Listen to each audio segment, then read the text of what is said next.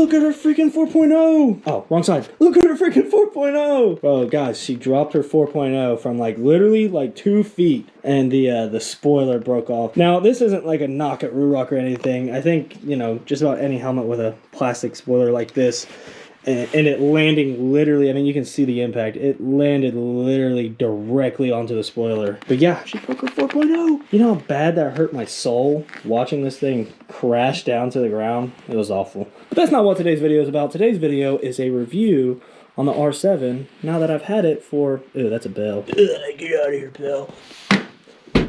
Now that I've had the R7 for roughly, I've put like 2,000 miles on it, so I don't know why I'm holding this, but yeah, let's get to that review. So it started like snow slash hail slash sleet slash this weather freaking sucks to ride in as soon as we got the bike, but the video must be made. I don't know if you guys can see that there, but we are at 2,159 miles on the bike.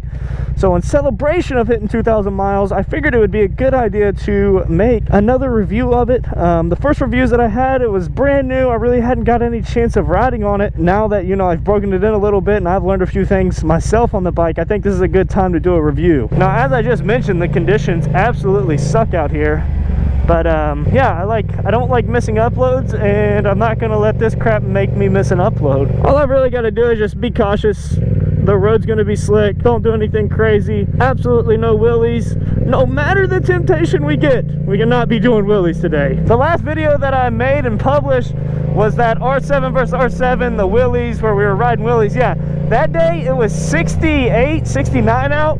Today it's 38 degrees outside. So welcome to West Virginia again. I know I cry about it in like every video, but damn, dude, like, you can't tease me like that, Mother Nature. You can't be giving me that good weather and then just giving me this absolute dog crap. But let's go ahead and talk about the R7, what I think of it, and, you know, how I'm liking it after 2,000 miles. And just to go ahead and start it off, I'd like to talk about one big topic that I hear about a lot, and a lot of people like to poke around with, poke fun with, whatever. A lot of people like to talk about the power of the bike, how it only has 74 horsepower, top speed's only around 139-ish, and they think, you know, that top speed, since it's not way up there, that it's a horrible bike or a horrible option. And most of the people that say that are people with leader bikes, and they don't even know how to use 75% of their potential on that leader bike. So I don't really know why they always talk about all the power that they have, because they don't even use it. But let's not throw shade there. But it is true, a lot of people that I hear talking about the power of the bike, it's usually people on those bigger bikes. And I mean, sure, yeah, you're right, you're 100% right. It only has 74 horsepower. It doesn't have the horsepower that your bike has. It doesn't have that top speed that your bike has. But for everyday riding on the street, if you're not taking it to a track and maxing it out, this bike really has plenty enough power. And the really good thing about this bike also is it has a lot of that low end power. So, you know, stoplight to stoplight, or, you know, if you're riding it in the city, or, you know, on the street, it's really going to be beneficial to you. What's the point in having all that power on an R1 if you can't even use, you know, 75% of it, or something like that? Oh, we cannot end it on 799. It's got to be 8. Oh my god, 801. Are you kidding me? Bad luck. This video is going to do horrible. But back to it. Does it have a lot of power? No, it doesn't, but it does have a lot of low end torque power. So you're going to have a lot of fun riding it on the streets, where those other bikes you can't max out. I've always kind of lived by the theory of it's more fun to ride a smaller bike that you can max out than a big bike that you just have to keep, you know, toned down and not be able to use to its full potential. I would love to show you an example of that low end torque, but as you guys can see, the weather is just not really that great for it, and I don't want to wreck it because I don't even have my crash cages on yet. Some people are going to view the lower power as a negative, others are going to view it as a positive. With it being my first bike, I definitely view it as a positive, just because, you know, all that power is not there for me to do something stupid with. And like I said, I genuinely feel like it's plenty of power for anybody. Like, you don't need to be going above 135 all the time. Sure, maybe once in a while it'd be fun too, but that stuff's what, you know, gonna get you killed. I do some stupid stuff though, so I really can't talk. I rip wheelies in city streets, intersections. Yeah, I probably shouldn't talk about safety. Now, another thing I wanted to talk about on this bike is just the handling and the weight weight and, you know, just how this bike feels whenever you're riding it and taking it in corners. The suspension, I would say, is pretty darn good, and the weight of the bike's only like 420 pounds soaking wet. So with full tank of gas, it's only around 420 pounds. So handling this thing is not bad at all. It's so easy to turn it, corner it, flip it to a side, stuff like that, whenever you're riding it around in twisty roads. I've had a whole lot of fun on this. The only other bike that I really rode is an R1, and I haven't like rode it, like I just took it out for like a little test ride, and you can definitely tell the difference. The sitting position is a lot different. I'd say the R1 has a more, it has a more aggressive seating, I would say, compared to this. Now the R1 I did ride had a little bit of work done to its suspension and seating position and stuff. To compare it from that to this, definitely feels a little bit more aggressive on that R1. However, this R7 does have a pretty aggressive seating stance too. Your feet are going to be, you know, high up there in that, you know, race position, I guess you could say, and that's something you need to consider if you are taller.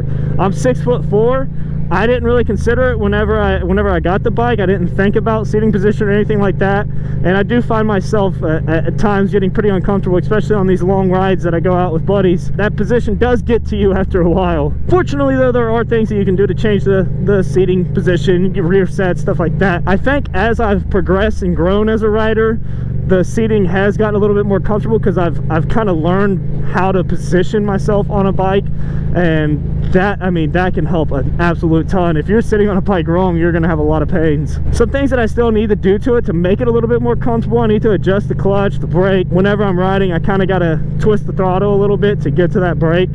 Now, you know, I know that that's happening, so I don't twist the throttle. Naturally, my wrist wants to come up to be able to grab that brake, if you see right there. One thing that I actually kind of like about the R7 is a lot of people have told me that I need to take them off, that it looks stupid, but I don't know why you'd ever want to take your mirrors off. But yes, it's the mirrors. I do like the look of the mirrors on the R7, especially compared to a lot of other bikes. I think they did a pretty decent job on these. They don't look too big, they don't look too kind of buggy, I guess you could say. They're, you know, they're really not that bad, and I can get a decent view out of them. Obviously not better than like a car or something, but they're really not too horrible. Speaking of how something looks on the bike, just the color of it, man, like how can you not fall in love with that beautiful Yamaha blue? I mean, gosh, I love this colorway. The black, it's so beautiful too, but every car I've ever owned has been black, and it's so horrible trying to keep those things clean. You get them cleaned, and then as soon as you take them out, they look bad. The blue, I can kind of get away with not washing it as much as a black bike would. Now, as far as how's everything held up on the bike, everything's held up great. I had my my initial, you know, oil change that I did. I tightened the chain up, and that's all I've had to do to it so far. Nothing's, you know, broke down, nothing. The brakes are good. The rear tire's a little bit messed up because I was an idiot and I did some burnouts, and I didn't really realize how bad burnouts mess up your tires. But yeah, I probably won't be doing too many more of those burnouts. But I mean, everything's still in good working condition and looks like it came off the factory. I feel like I'm like trying to sell the bike to someone, like, hey, everything looked good, man.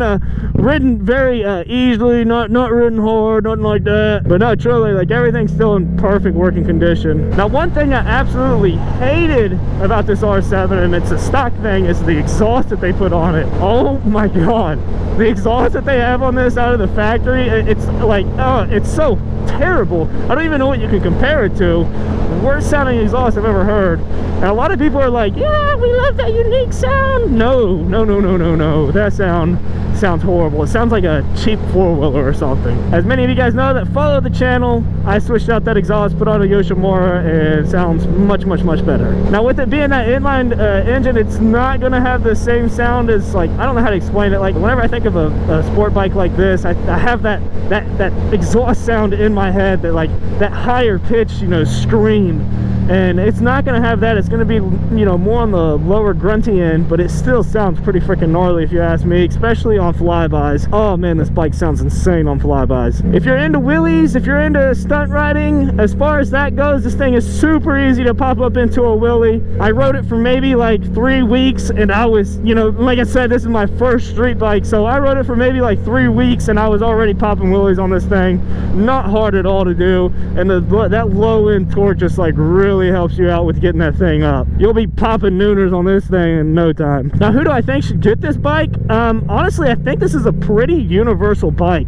It's not too crazy to where a new guy can get on it and, you know, is going to do something wild on it. And it's not too, you know, corked up or not powerful enough, I guess you could say, to where somebody that's been riding for a while is not going to have a good time on it. With that low end torque, just about anybody's going to have a good time on it. I've had buddies that ride, you know, leader bikes that they get on it and they've taken it out for a spin and they say it's one of the most fun bikes that they've ridden just because of that nice low end power. But yeah, guys, I appreciate you all watching this video. If you enjoyed it and you want to see more from me, make sure you hit that subscribe button. If you plan on getting an R7, or if you just want to talk about the R7, drop some comments down below. I try to respond to every single comment because I love hearing from you guys and it gives me something to do on my downtime. But yeah, appreciate you guys watching, and I will see you guys in the next video. Don't forget to like this video too. We need to get that algorithm popping, you know what I'm saying? We need to get it popping, baby. Popping. Yeah. Okay, bye.